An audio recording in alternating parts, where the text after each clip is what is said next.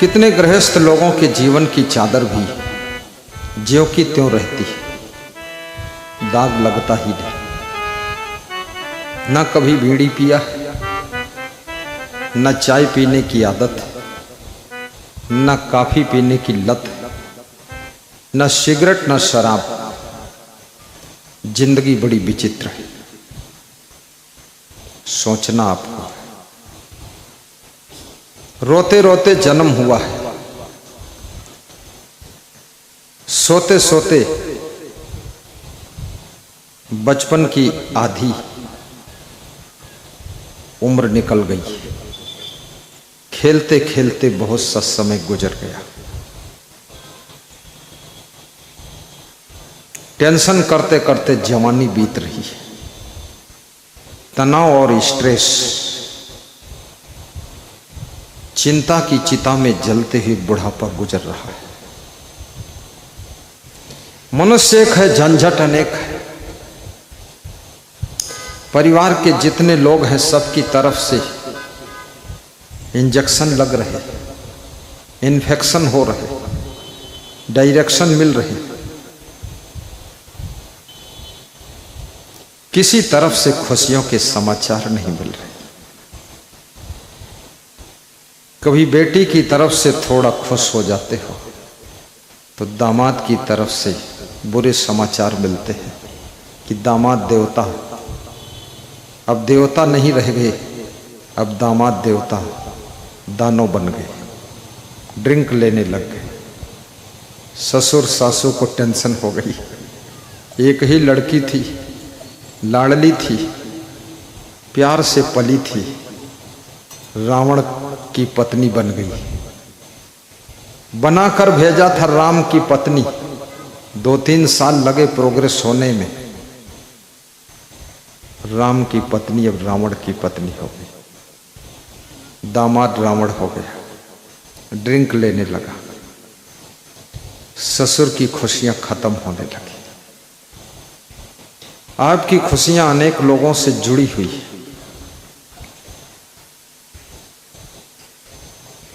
बच्चे अच्छे हैं, आपकी मुस्कान बढ़ जाएगी।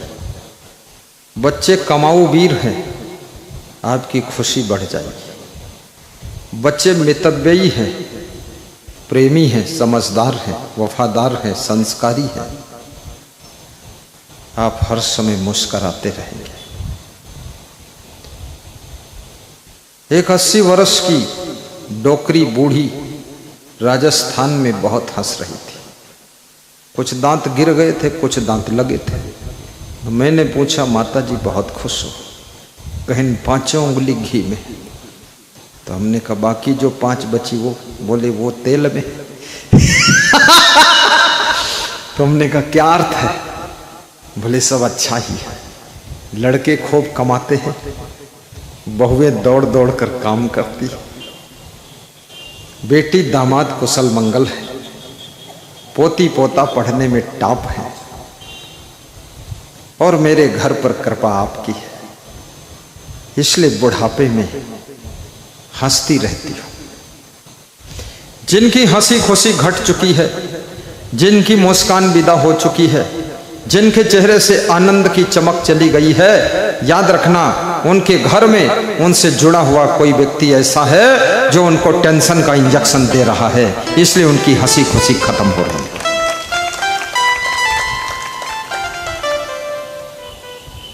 चिंता इस बात की कीजिए कि मेरी मां खुश क्यों नहीं रहती है। सोचिए इस बात के बारे में, हमारे पिताजी प्रसन्न क्यों नहीं रहते। विचार करिए कि हमारे बच्चे खुश क्यों नहीं, हमारी बहुएं खुश क्यों नहीं, हमारी सासू चिंतित क्यों है। और जो दूसरों की चिंता की फिक्र करता है, दूसरों की खुशियों को ख्याल करता है, याद रखना उसकी खुशियां निरंतर बढ़ती चली जाती है और उसकी चिंता खत्म होने लग जाती है। तालियां जोर से बजाइए, अभी भी आप चिंता में हैं। चिंता और टेंशन में ताली नहीं बजती। चिंता और टेंशन में तो लोग कुआं ताल ले लेते हैं, ताली कहाँ बजे? कोई कुआं में डूबेगा, कोई ताल में डूबेगा। और कुआं ताल में जो नहीं डूबे हैं बोतलों की शराब में डूब गए।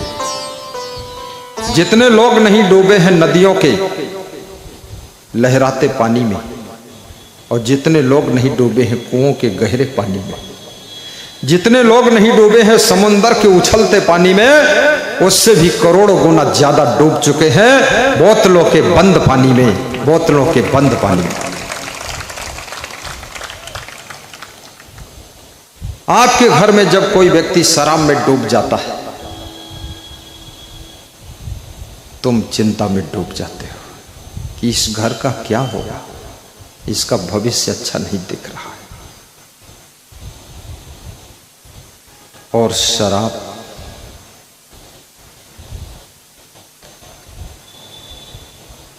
राजाओं का राज्य, अधिकारियों का अधिकार,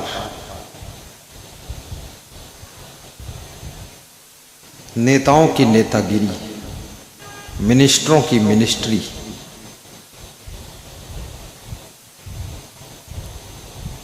शराब की गहराई में समाप्त हो जाती है। शराब और व्यभिचार दो चीजें बहुत खतरनाक हैं। व्यभिचारी की बुद्धि नष्ट हो जाती है, और व्यभिचार बहुत बड़ा पाप है। शरीर से 3 पाप होते हैं मुख्य रूप से, चोरी, हिंसा और व्यभिचार। विचार करना, चोरी, हिंसा और व्यभिचार। हिंसा मतलब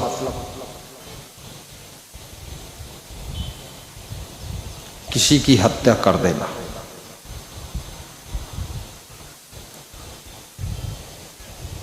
किसी का हिस्सा मार लेना,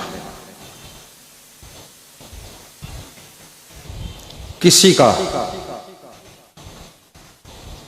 अधिकार छीन लेना, ये हिंसा ही है। किसी के मन को पीड़ा पहुंचा देना। जो बुरे कर्म करते हैं और फिर उनका मन पीड़ित होता है, उनको पीड़ा कोई और नहीं दे रहा है, उनको पीड़ा उनके बुरे कर्मों के कारण मिल रही है। वे स्वयं खुद को पीड़ा दे रहे हैं, उसमें दूसरे का कोई गलती नहीं है, उनकी खुद की गलती है। और खुद की गलती से जो पीड़ा पाता है वो अपने पाप का फल भोगता है।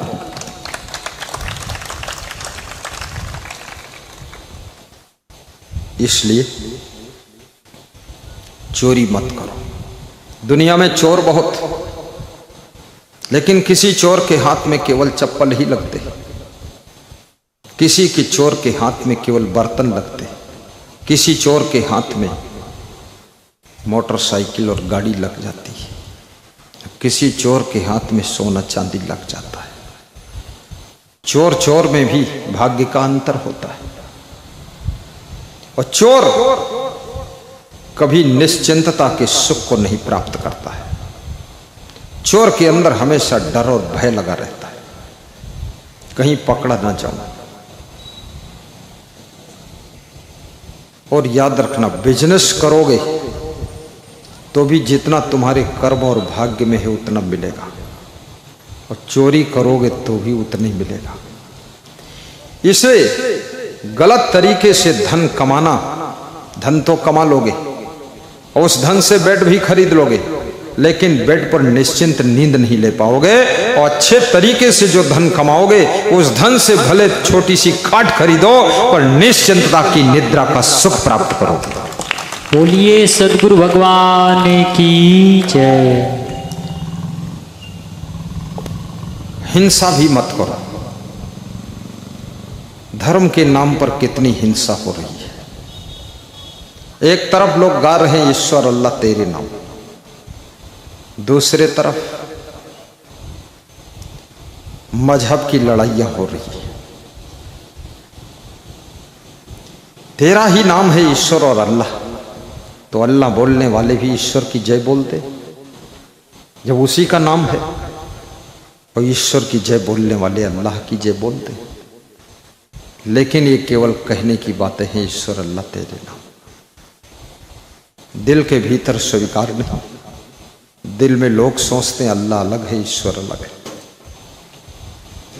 अल्लाह का तो कोई रूप रंग नहीं, भगवान के बहुत रूप रंग है। विष्णु, शिव, राम, कृष्ण, ये सब भगवान के रूप है। फिर और नए भगवान आए, स्वामी महावीर भगवान जैन धर्म के 24वें तीर्थंकर, बुद्ध भगवान। फिर और कलयुग में बहुत भगवान पैदा हुए और बहुत लोग भगवान बनना चाहते हैं और भजन भी गाते हैं कबीरपंथी लोग कि संकल्प हो हमारा इंसान हम बनेंगे, इंसान बन गए तो भगवान भी बनेंगे। बड़ा ऊंचा लक्ष्य है, लेकिन कहते हैं इंसान यदि बन गए तो भगवान बनेंगे। ये शर्त भी है, इंसान बने नहीं भगवान कैसे बनेंगे। लेकिन तैयारी है कि संकल्प है हमारा इंसान हम बनेंगे। इंसान का चेहरा मिलना आसान है, इंसान का चरित्र बनाना पड़ता है। इंसान का चेहरा तो जन्म के साथ माँ बाप की मदद से मिल जाता है, पूर्व जन्म के सत्कर्मों के परिणाम स्वरूप इंसान का चोला मिल जाता है। लेकिन इंसान का चरित्र रचना करने के लिए पूरी जिंदगी में भक्ति की शक्ति लगानी पड़ती है, तब इंसान का चरित्र तैयार होता है। बोलिए सदगुरु भगवान की जय। इसलिए व्यास गादी निवेदन करेगी, इंसान के रूप में हम पैदा हुए, ये भाग्य है। लेकिन इंसान के रूप में जीना ये सौभाग्य है, और इंसान से भगवान बनना ये अहोभाग्य है, ये साधारण नहीं। कितने लोगों का स्वभाव इतना सुंदर होता है, चरित्र इतना चमकदार होता है, विचार इतने परिष्कृत होते हैं, लोग कहते हैं ये तो भगवान रूप है। कितनी स्त्रियों को स्त्रियां स्वयं कहती हैं अरे ये तो देवी रूप है। सबको मालूम है देवी का रूप क्या होता है, सबको मालूम है भगवान का रूप क्या होता है। और जब तुम्हारे अंदर इंसानियत से भी और ऊपर उठ करके कुछ गुण आना प्रारंभ हो जाएंगे तो लोग तुम्हारे पैर छूने की कोशिश करेंगे, और चरण उसी के छूना चाहिए जिसके आचरण दिव्य हो।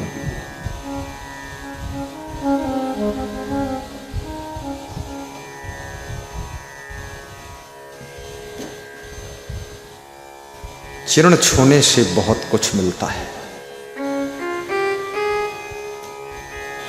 तुम्हारे झुकने से तुमको सब कुछ मिल जाता है। झुकना बहुत बड़ी चीज है, झुकना साधारण नहीं। झुक वही सकता है जो झुकने से पहले अपने अभिमान को मार सकता है। कबीर आश्रम उज्जैना में मेरा निवास है। वहां जब हम पहुंचे सभी संत बहुत प्रेम से मिले, मैंने भी सबको हाथ जोड़ा। यहां संत लोग आए हैं,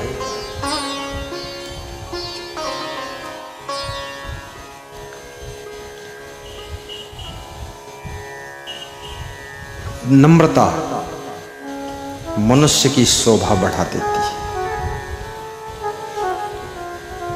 गुण आपकी कीमत को बढ़ा देते हैं।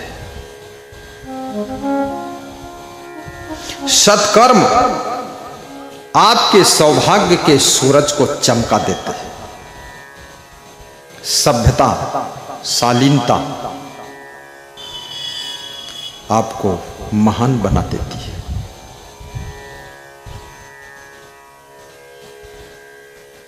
प्रसन्नता आपकी चिंता को कम करने में मदद करती है। सफाई, शुद्धता आपके अच्छे स्वास्थ्य में सहायता करती है। दूसरों का आदर आपको आनंद प्रदान करता है। जब तुम दूसरों का आदर करते हो, आप इस बात को गौर से देखना, अभी तक ना देखा हो तो अब देख लेना। जिसका तुम आदर करते हो उसकी जो दशा है सो दशा है, लेकिन तुम्हारी खुशियां तो उस समय बहुत होती है।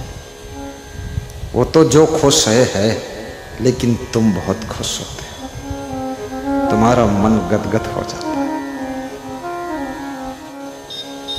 इसलिए नमस्कार करना भी सीखो। साहिब बंदगी, मोबाइल कोई नहीं चलाएगा यहां। नमस्कार